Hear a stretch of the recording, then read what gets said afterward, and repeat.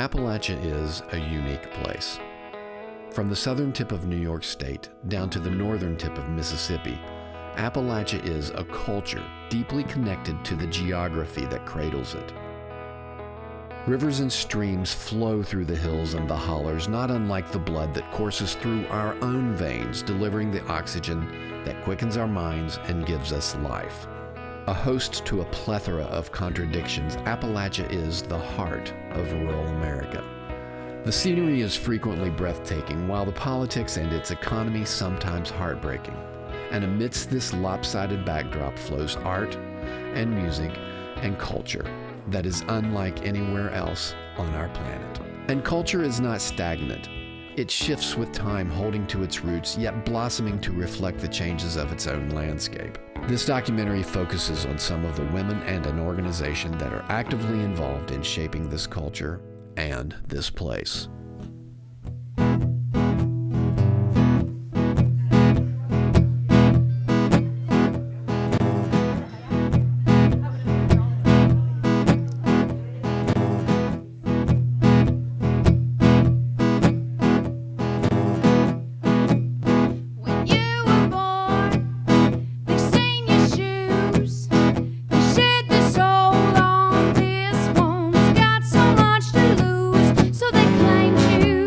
I've always been the type that if someone says, you can't do that, that's not possible, it's really hard at your age, or it's really difficult, I take that as a great challenge to say, you think I can? Well, yes, I can.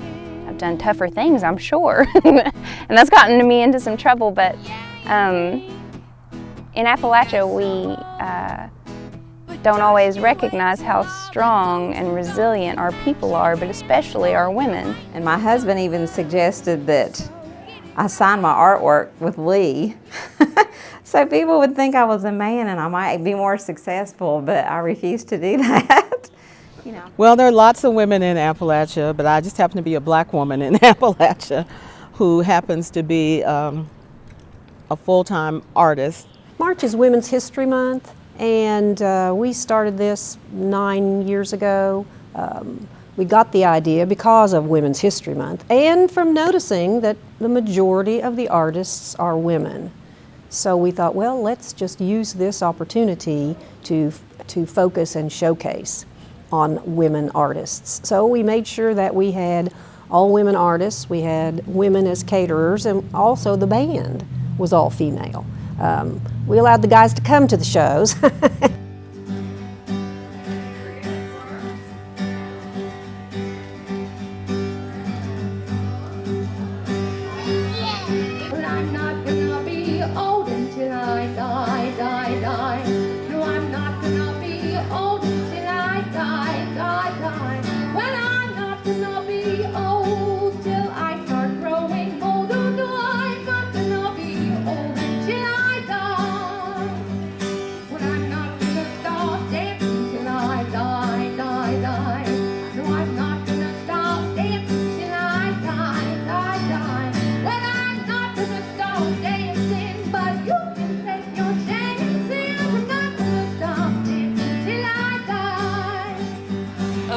Over the past several years, women have just been coming forward and more and more and more. I mean, back in the day, yeah, we had some really good female blues singers that made it, but compared to the ratio of women to men, there wasn't a whole lot. You know, we didn't have the freedom to do very much, and now it's just like it's empowering.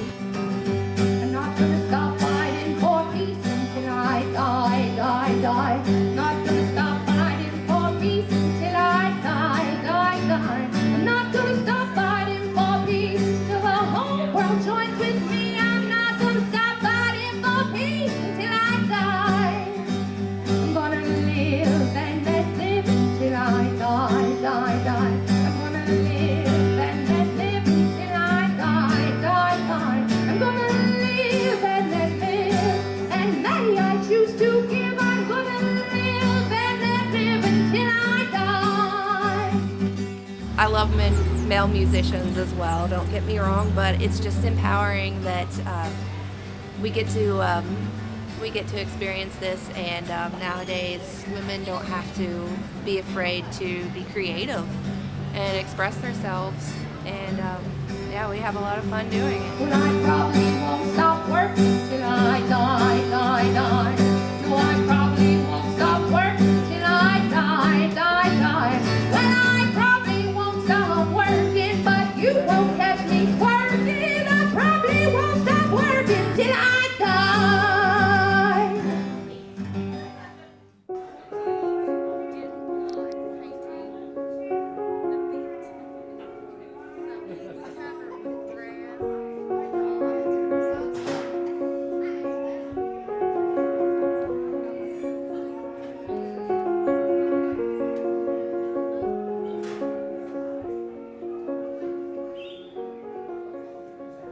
For so many years, even throughout history, women artists and musicians, any woman in the arts, found that they were kind of out of place, that men were dominant in their field. So I think it's important that women try to not just be known as women artists, but just as artists too. I was a teacher, an elementary art teacher in Cabell County, West Virginia, and I retired 2 years ago last February. And that's when I got really serious about painting. And I had the time to devote to it, because when you work full time, you come home, you're just so exhausted, you just want to rest.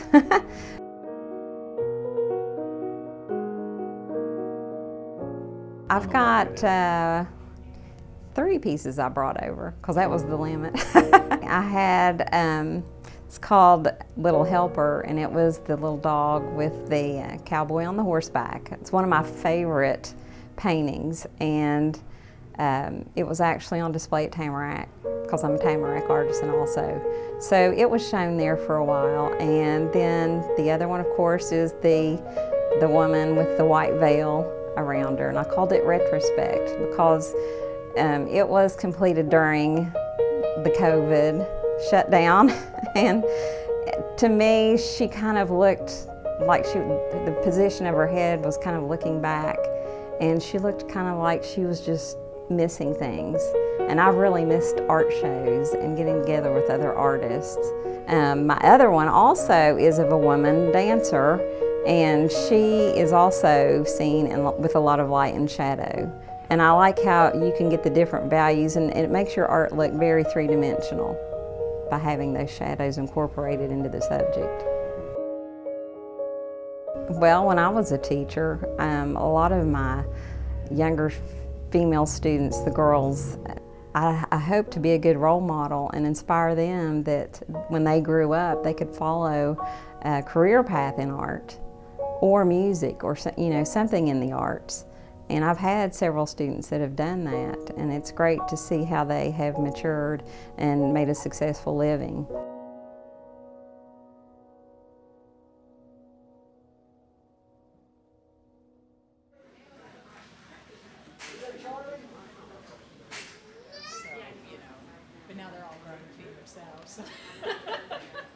I wasn't born with natural talent, but I was born with the love of music.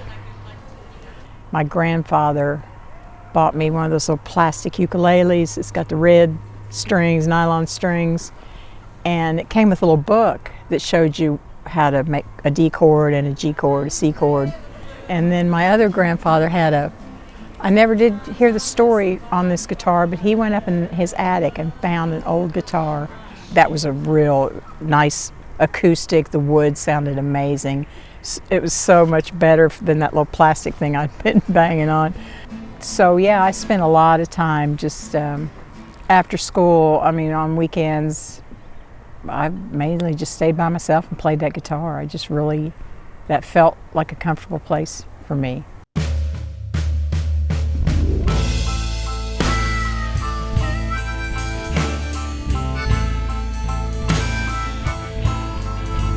I was raised with a really strong work ethic from my parents, and music was not something that you would do.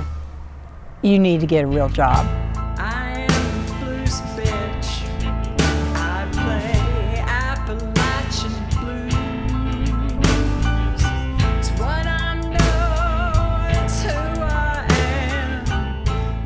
My first exposure to blues music was at the Huntington Harmonica Club in Huntington, West Virginia. They were a group of people that met once a week, and they were doing a lot of traditional songs, and then they were also doing blues standards. And I hadn't heard the blues standards, but then the more I started listening, I really got intrigued by it, and started listening, and then realized that I had heard some of those songs covered by rock and roll people like the Rolling Stones, Bad Company. And then when I realized that I'd been listening to blues my whole life, I just didn't know that that's what it was, because it was disguised. It ain't bad getting old, not as long as you still can dance. It ain't bad getting old. I started performing once a week, and from there it started becoming a bigger part of my life. And then I started writing. I would get inspired. I'd hear lyrics, or I'd just sit down with my guitar and just start noodling on it, and there'd be, oh, well, that's a song. I believe that the Creator puts the ability to create in us, and that's when I feel the closest to something better than this world.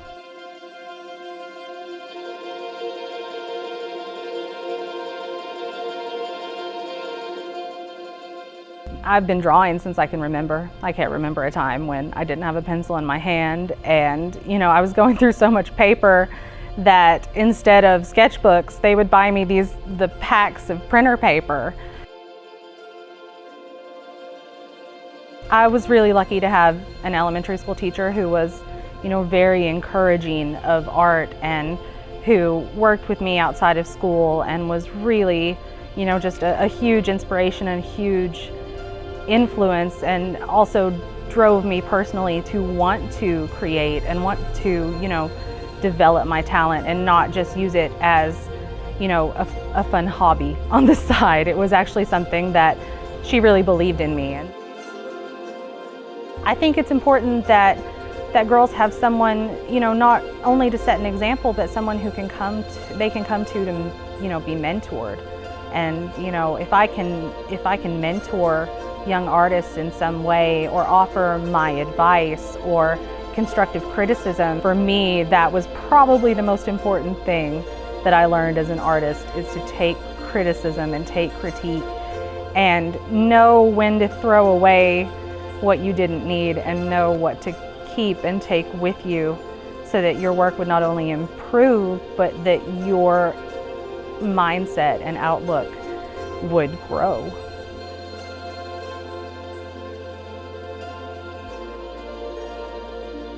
Being a woman here, you do feel like you have something to prove. And having somewhere to come and I've had pieces in the Women of the Art show they do here, and having somewhere to come where, women aren't just accepted, they're celebrated. And I think that's what all women want. They want their work to matter just as much as a man's. And I feel like that's valid. I feel like it's not too much to ask.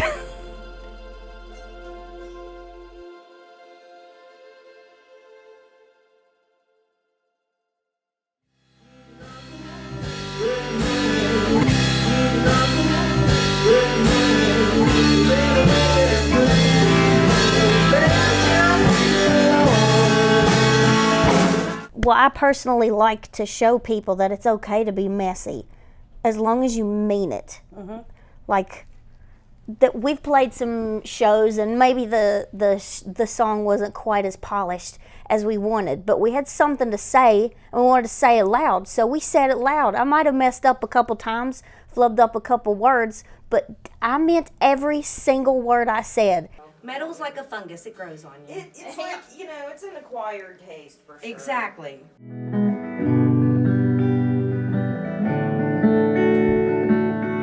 think you might wait, is this on? Yeah. Check. I think you might just be the one. There's only one way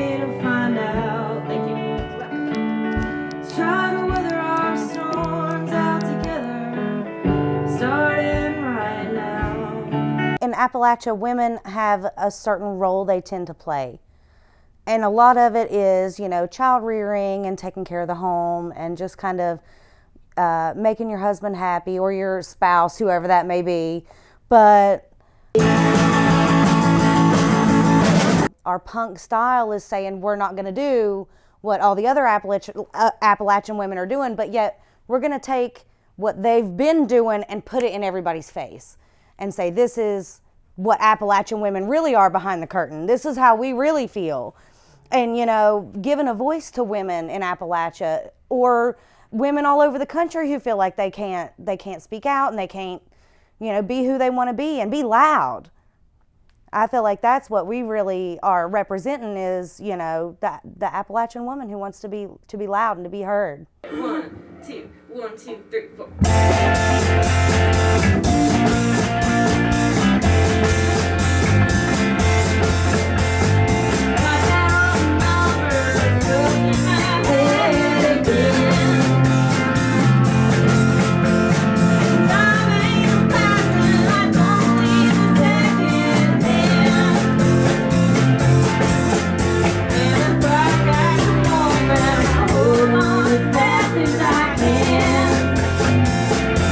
You know, women are kind of tossed off to the side as jokes or as a parody of what a real band would be or whatever.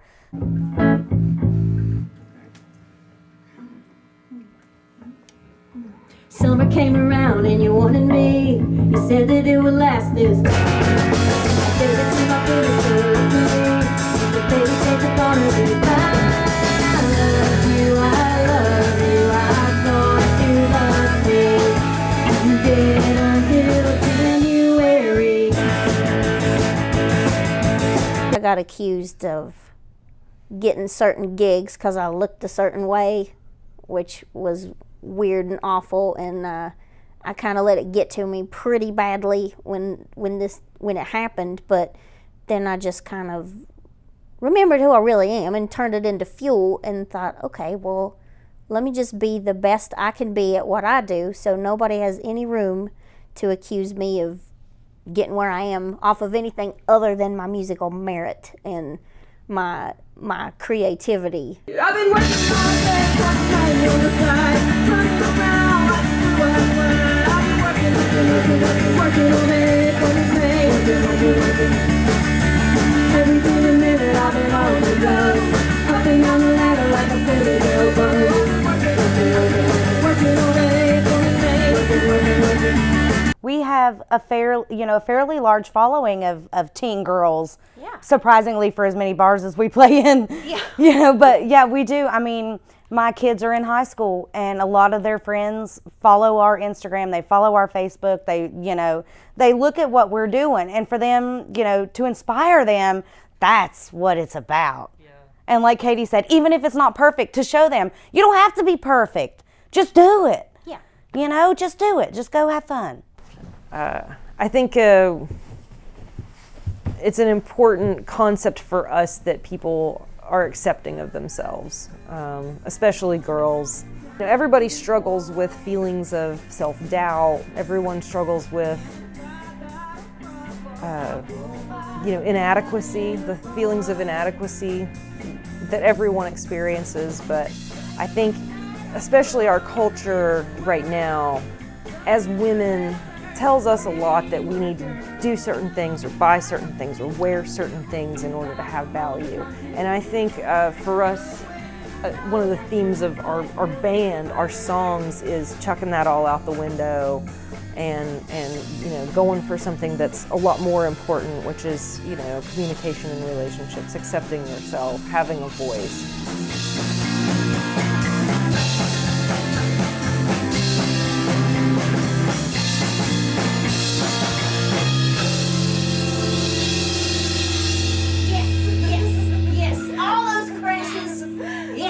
And now my elbow's thrown.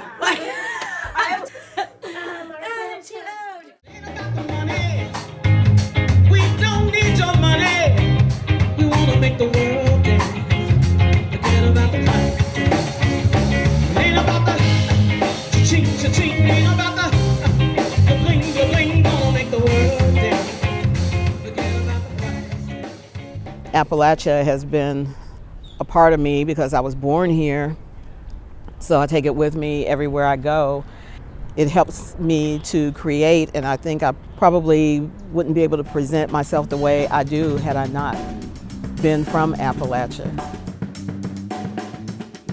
There seems to be slowly more support for women in Appalachia and their creativity.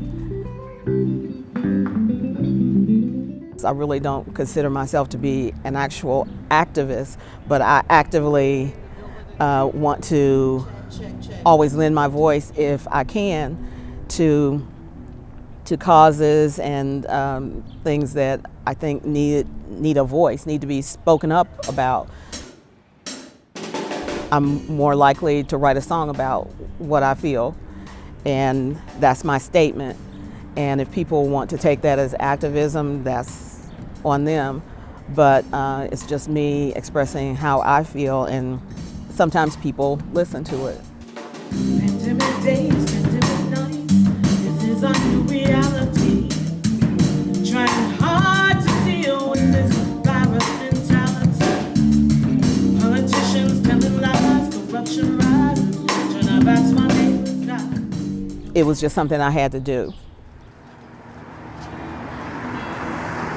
Karma is a bitch. I actually came up with that song with the idea of it. Of course, everybody knows that saying, karma is a bitch. And in the last 4 years or so, but I would wake up almost every morning, you know, and sort of check in on, well, you couldn't help but hear what was going on in the news, but, you know, I would think karma is a bitch, and then it came to me, and she works for God. And I thought, I need to write a song. But the words just wouldn't come. They wouldn't come over like 4 years. And then in 2020 was when I actually finished the song. That's when the words came pouring out. Oh, there's trouble in the world today. Revolution in the street.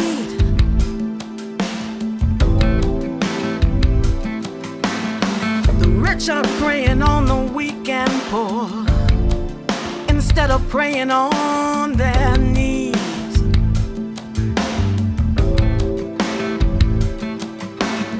Some people don't believe the sky is blue, don't believe the world is round.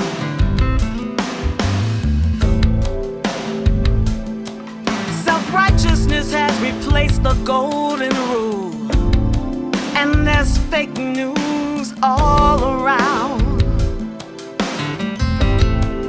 Oh, but you know the system is a fraud. But karma is a bitch and she works for God.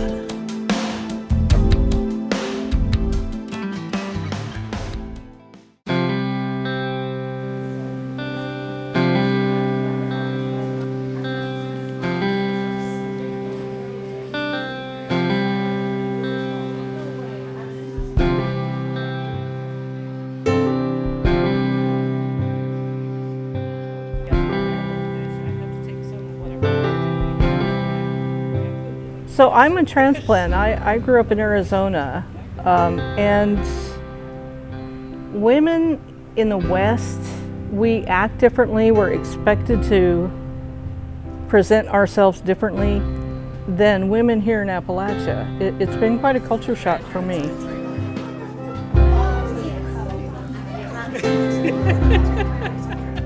When I moved here, I saw that here in Appalachia, that idea of women staying home and taking care of the house is even more, I think, ingrained here than it is out there by a long way. The more we're aware of that kind of thing, the more we can do to adjust it so that life is more fair, more just, more kind for everybody we're around.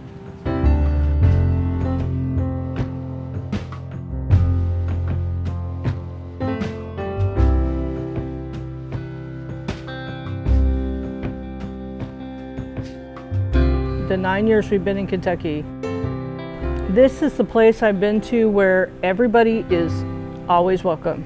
If the door's open, anybody can come in. And if you are at all creative, what you do is you're welcome to bring it in and work on it like I'm doing now. The space is so welcoming, I think, that it's hard, at least for me, not to make things while I'm here. It's very hard for me to sit still anyway. This is my second home. I'm a retired art teacher, and after I retired from teaching, I have took it upon myself to teach art lessons here and to create a kids corner and to teach classes of just anything that comes about that for the visual arts. We do summer camps, we do autism workshops, we do different types of things for adults, any type of cancer or like community fundraising projects. We are always there to help out. The thing I will say about Grayson, it seems to be more inclusive of all types of art, not so much just fine art.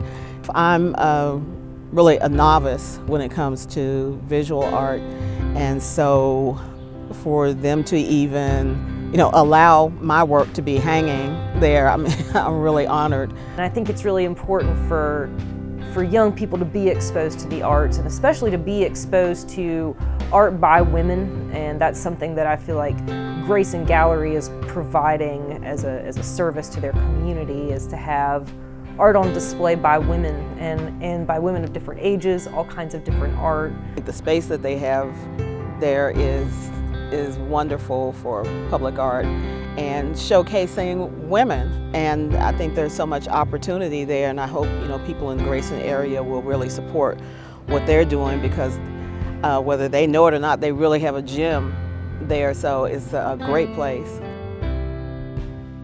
You always look for those venues that you can get your art out there and people that will support you, and Dan Click's been awesome.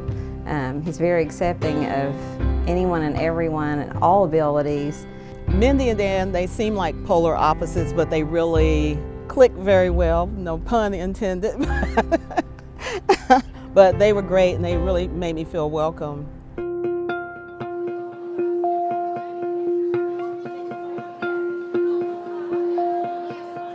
The event itself, which is Women's History Month and Women in the Arts, we've been doing now for about 9 years, and it's always our largest show. So that's why it's always so exciting, and it has grown ever since we started it 9 years ago. In town, we have the president of our chamber is a woman, the president of our gallery is a woman, and the CEOs of half of these organizations that we work with are all women, and we just felt like it's really kind of time to do a special thing for women, because they support the art so much. They're always there, and it used to be the old thing where maybe the lady was at home and the husband worked, but we know those days are over. So it's really just the fact that they step up. They really care about their community, they care about each other, and they want to work together. So it's something we just sort of capitalize on to be able to bring that to people. There's not enough places like this, and I feel like if we get out and support this, that more places like this will have the ability to be opened up so that more artists can get their work out there. I was the former director in the last days of the Ashland Area Art Gallery that was around, I think, since 1971. And it was a fine organization, and it was supported by large corporations and that kind of thing, but it wasn't sustainable. The kind of money we had to keep raising just to keep the doors open, it wasn't as much fun coming to a board meeting when you're always having to talk about raising money and not talk about artists. We want to raise artists. Growing up, I wish this was here when I was younger, but I'm glad it's here now for my students, because I am a teacher, to have opportunity to show and experience art outside of the classroom.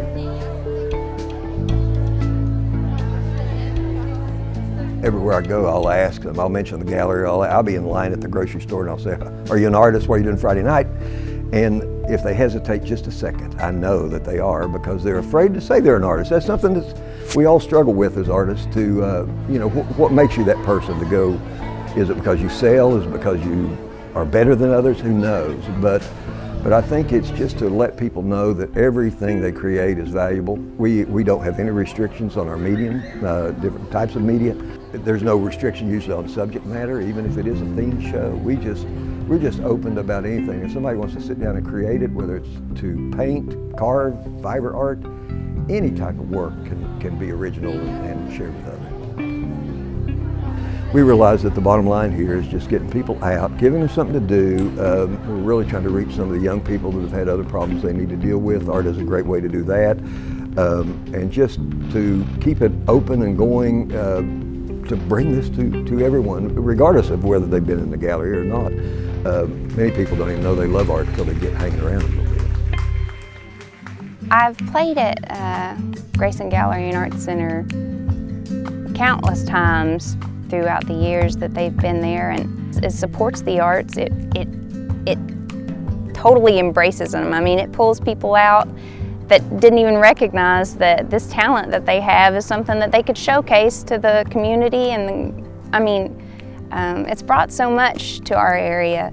We're so much to so many people. It's a creative space also. We host music and we host art classes for kids, and we work with grants from Arts for All Kentucky to bring art to children with disabilities.